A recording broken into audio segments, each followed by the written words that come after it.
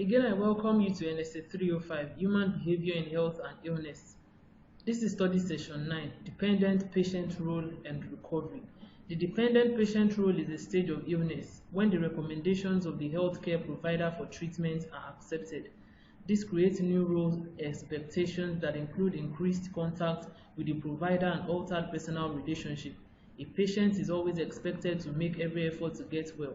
However, an acute patient will either get well or terminate the treatment eventually.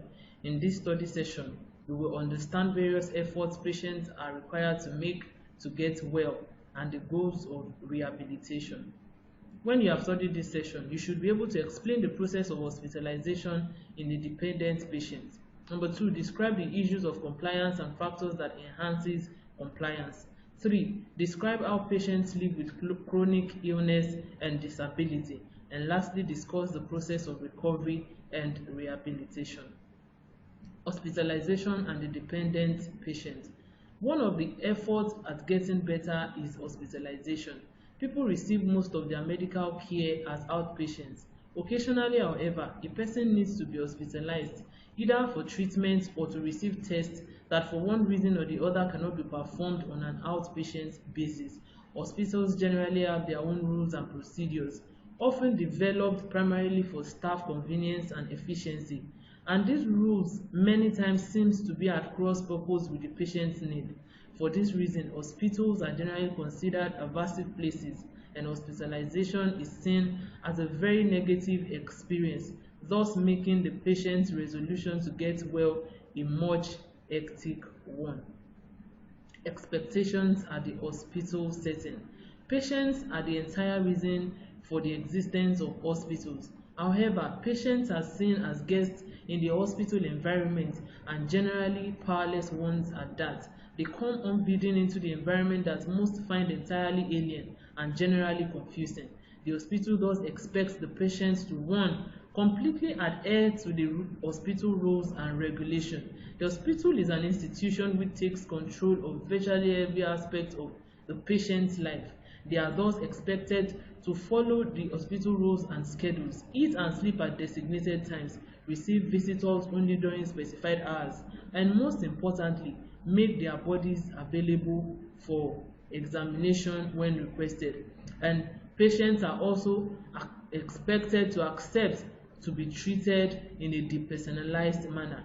In addition, patients are treated in a depersonalized manner. They are treated more like objects rather than subjects.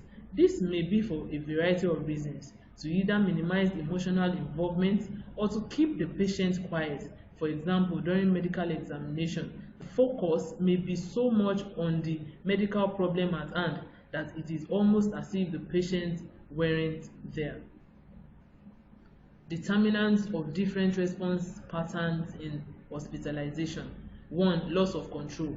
One major determinant appears to be how individuals respond to loss of control that is expected when hospitalized, as disruption to familiar and controlled lifestyle to a helpless and uncontrolled state in the hospital is certainly stressful enough. Number 2 is low information. Patients are sometimes made vulnerable, placed at the mercy of an institution, and are kept in a state of low information, with the result likely to be considerable amount of anxiety and confusion. And last of all is learned helplessness.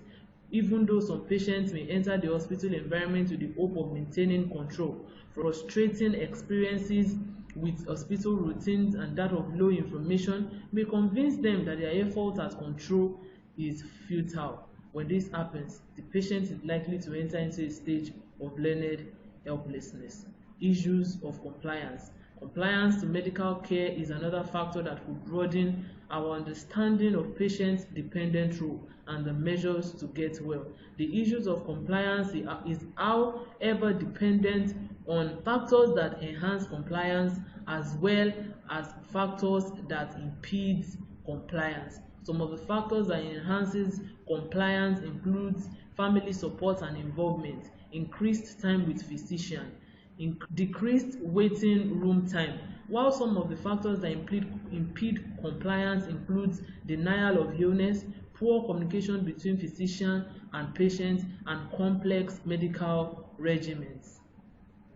Living with chronic illness and disability.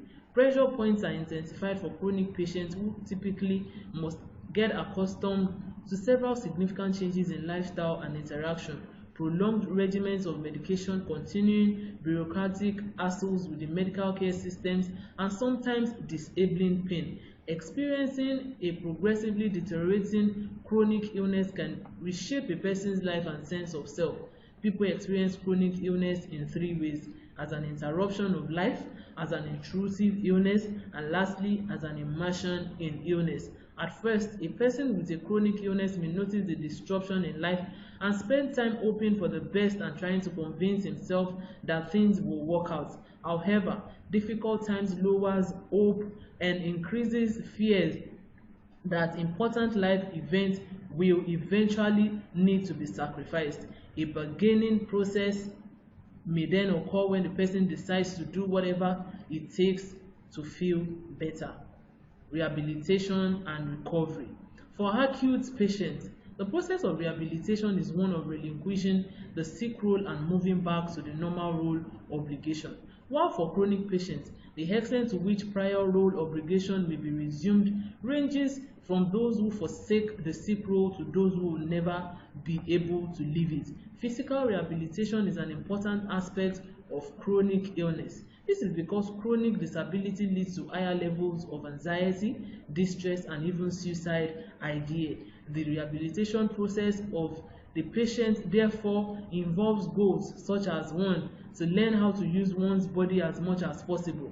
2. To learn how to sense changes in the environment in order to make appropriate physical accommodations. 3. To learn new physical management skills. 4. To learn a necessary treatment regime. And lastly, to learn how to control expenditure of energy. This is the end of study session 9. Thank you for listening. See you in the next class.